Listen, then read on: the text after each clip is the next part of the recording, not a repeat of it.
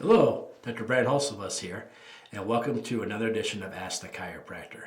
Ask the Chiropractor is my little podcast that I do when someone has a question about chiropractic or chiropractic care. I try to answer. I'm a chiropractor here in Rockford, Illinois. I'm a proud graduate of Palmer College of Chiropractic, and I'm happy to be the team chiropractor of the Rockford Ice Hogs. Let's dive into it.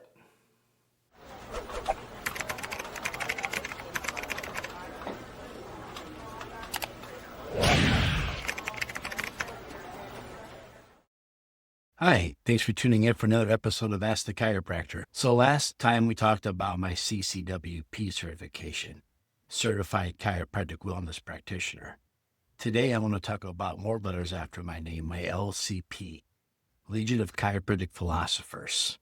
And what is chiropractic philosophy? Chiropractic philosophy highlights the difference between the medical approach to healthcare versus the chiropractic approach to healthcare. What makes us different, what stays the same, and why is chiropractic different than medicine? What's the big difference? And the biggest difference is our philosophy. Medicine is a great science and a great thing to have when it comes to treating crises. Meaning, if I should fall and break my arm, medical doctors are great at taking my x-ray, setting the bone and putting me in a cast and helping me heal. Maybe even giving me something for the pain if I need it. Medicine is great if I have a heart attack right now. If I had a heart attack right now, I maybe want to get my neck adjusted really quick. But more importantly, I want someone to start CPR and I want someone to zap me and get my heart going again. Medicine does a great job with keeping people alive. If I should get impaled by something during an accident, say I'm walking by a truck and a spike flies out and goes into my shoulder, I don't really want to see a chiropractor. I want to go to the hospital and have the spike removed from my shoulder, get cleaned up and stitched up and then go on the healing process. When I took my arm and I twisted the wrong way 10 years ago and my bicep muscle snapped, I didn't go to a chiropractor. I went to a medical doctor and they were able to do surgery on my elbow and reattach my muscles so I could continue to be a chiropractor. So I wouldn't even be a chiropractor today if it wasn't for medicine to be able to put my arm back together. Most people don't want to see a one-armed chiropractor. So medicine is really good at crisis care. But when you talk about chiropractic approach versus the medical approach, or what is chiropractic philosophy, in chiropractic, we're trying to really not necessarily treat a symptom, but look at the spine and figure out what's not working in the spine properly, because the spine's not working properly. The nerves that come out from the spine and wherever they go won't work properly, and therefore your body won't work properly. So in chiropractic philosophy, it's about trying to find the cause, the stem of things. When I was younger, and chiropractic was younger, and I was going to school and people would tell me, oh, your dad's a chiropractor. I bet your dad thinks he can treat asthma. Oh, your dad's a chiropractor, or your grandpa's a chiropractor. I bet they think they can treat headaches. And I found out quickly that my father said he's never treated a headache. He's never treated a sciatica. He's never treated asthma. He's never treated infertility. He's never treated anything except for adjusting subluxations. What does all that mean? As a chiropractor, we'll look at your spine. So if you're new to chiropractic, you go to a chiropractic clinic. In my clinic, you come in and we take your x-rays, we do an exam on you, and we would try to figure out where your spine's misaligned. Because when one or two bones are misaligned and they're not moving properly, they're fixated, we call it a subluxation.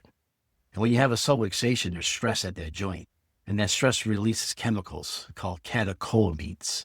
And those hit the nerve. And wherever that nerve's going, that body part is part of that stress response. And you have this thing called fight and flight nervous system. You've heard of this before. And the real term is called your sympathetic nerves. And through most of your spine, if you have a subluxation, there's an increased output to the sympathetic nerves or the fight and flight. Now, fight and flight is designed for us to survive an attack. Genetically speaking, we're all hunters and gatherers. We're supposed to be out walking the earth, picking fruits and berries, enjoying our vegetables, killing small animals and fish, but more importantly, avoiding big fish and big animals that might want to eat us. And so the moment you see a wolf or a bear or a coyote or something coming after you, your fight and flight kicks in. And your fight and flight is designed to keep you alive for that attack. And you have to understand that bear attacks only last 5 minutes, one way or the other. Either you get away, you don't get away, or I get away, you don't get away. But either way, it's over in 5 minutes. And when you're under attack, what we know is that your blood pressure will go up. You'll have vasoconstriction. You want to move the blood from your core out to your arms and your legs so you can fight or flight. Your cholesterol will go way up because if you were to get scratched during this process, you'd want to clot and live. Your white blood cell count plummets because white blood cells are really good at treating viruses and cancers and bacteria and infections. They're not really good at taking care of a polar bear. So your white blood cell count goes way down. Your immunity plummets with it. Reproductive drive gets turned off. Nobody cares about making a baby while they're under attack. Other things get changed too. And it's all designed to keep you alive through years and years of genetic coding to keep you alive for this attack. Now, today, 2025, most of us don't really live a hunter-gatherer lifestyle. Most of us have a home, we have appointments, we have schedules, we have jobs, we have school, and we have all these new stresses. But you have to understand that whenever you're under stress, it's the same reactions if you're being chased by a bear. You go into fight and flight. And so as chiropractors, we know when the spine's misaligned, we know the type 4 mechanical receptors within the joint of the spine, when it's not moving, start to behave different. And they go into fight and flight mode. And wherever that nerve goes, that nerve part goes into fight and flight. Part of being under stress is that your digestive system doesn't work properly. Because if you're being chased by a bear, who cares what you had for lunch? So your digestive system will alter. This is why sometimes if you're under a tremendous amount of stress, you might get nauseous or have irritable bowel because of the prolonged stress, because your body doesn't want to waste the time with digestion right then and there. By the way, this is also the same reason why when you're under stress, you crave quick, simple sugars instead of healthy vegetables, because your body wants the quick energy. It'll store the rest of that sugar for later. But right now, it just needs to survive. So as a chiropractor, if I found a subluxation at your T6 vertebrae between your shoulders, those are the nerves that go to your stomach. And that subluxation's there and those nerves going to your stomach don't work right, then what happens is your stomach goes into fight and flight. So it tries to accelerate the digestion process. And one way you can accelerate the digestion process is overproduction of stomach acids. And overproduction of stomach acids has a fancy term that we call heartburn. And so do chiropractors treat heartburn? No, chiropractors don't treat heartburn. But people with heartburn go see a chiropractor. Do they report less heartburn afterwards? Absolutely. Because we get rid of that subluxation that's going from the T6 to your stomach. So the fight and flight response to your stomach goes away. And therefore your stomach goes back to the proper mode it's supposed to be in. And then your stomach behaves better. You see, something that I've heard a lot of doctors come in. I've even had orthopedic surgeons, some of the best orthopedic surgeons come in and tell me, hey, I got a pinched nerve in my neck and my hand's going numb. I'm like, dude, it's not a pinched nerve. There's no such thing. If it was pinched, your arm wouldn't work. You have a subluxation in the base of your neck. And that subluxation is kicking up those catecholamines, and they're hitting that nerve root as it leaves your spine. And it's going down the nerves in your arms and your hands and your fingertips, making you have a numb or tingling feeling, maybe a burning feeling. I always think it's funny when someone tells me their nerves being pinched or cut off, now they have a really bad pain or burning sensation. I'm like, if you're having a burning sensation or pain, it sounds like the nerve is working, because you have to be able to detect that sensation, and you do that through your nervous system. So you have a subluxation there. And so chiropractors, I don't treat the pain down the arm. We adjust the neck where those nerves come out and go down your arm. See, this is chiropractic philosophy. Our philosophy is if you give the body everything it needs to do its job and just get out of the way, the body can maintain itself. Not heal from an impulse spike in your shoulder, right? You got to get that taken out and the wound cleaned. But I think I want to get that part of my body that goes in my shoulder adjusted afterwards to make sure there's nothing limiting the healing potential that could arise from having a subluxation at that time. So as chiropractors, we're not really back pain doctors. We are more neurological inhibitors, where we are stimulators. We want to give your nervous system a jump start wherever it's going. That's chiropractic philosophy.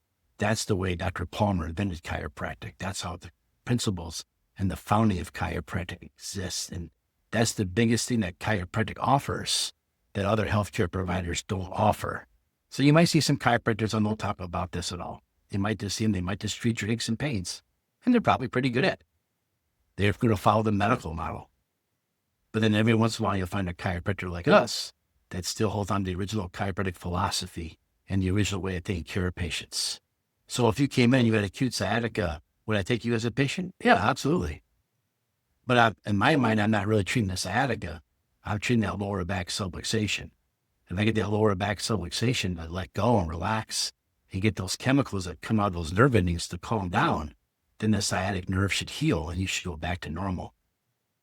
So when people ask me, what can you tell me about my leg? I'm really more looking about your back and your spine, trying to figure out how long it's been there, how to correct that. If you correct that, then the leg should heal. Now, if you've had it too long, let's say you've had sciatica down your leg for a long time because somebody, their infinite wisdom, told you not to go to a chiropractor, and you had it for a long time, and you've lost muscle mass in your leg, it's important I adjust you, then it's important I send you down the road to our friends. Here in Rockford, we have our friends at Movement Fitness, and they'll start an exercise program for you to regain the muscle tone you lost while you were subluxated. So besides that, there's another area that we also talk a lot about, and that has a lot to do with the fact that maybe your parasympathetics, the ones that help you relax, are working properly. So if you have a nervous system that kicks on for fight, flight, you also have a nervous system that kicks on that tells you fight and flight's over. And this area all comes from your neck and your tailbone, the very top two bones on your neck and your very bottom of your tailbone, your C1, your C2, and then your sacrum. These are called your parasympathetics. And when my grandfather graduated school, all they would do is adjust the C1. See, there's a nerve here called the vagus nerve, vagus. In Latin, that means wanderer. And it goes everywhere, belly button up, and tells the body that danger's gone. It's time to go back to homeostasis. Turn off the fight and flight response. When we adjust this area, we have a massive parasympathetic stimulation, inhibiting the fight and flight throughout the body. So there's another very important area in chiropractic that we'll address and take care of. This is the one maybe you've heard of somebody having high blood pressure, getting adjusted, and blood pressure going down. Like I said in the beginning of the video, if you're under fight and flight, you have high blood pressure. So if you can adjust your hip off switch to your fight and flight, the natural thing would be to have your blood pressure go down. A lot of times after I adjust someone's C1, the biggest thing they'll tell me is they had a great night's sleep. They were finally able to relax. So I hope these little differences explain the difference between medicine and chiropractic and the approach. They're both great. They both save lots of lives. They're just two different things. So I hope you enjoyed this podcast, and I hope you learned a little bit more about chiropractic versus medicine and what that LCP means and how my thought process works when you come into clinic.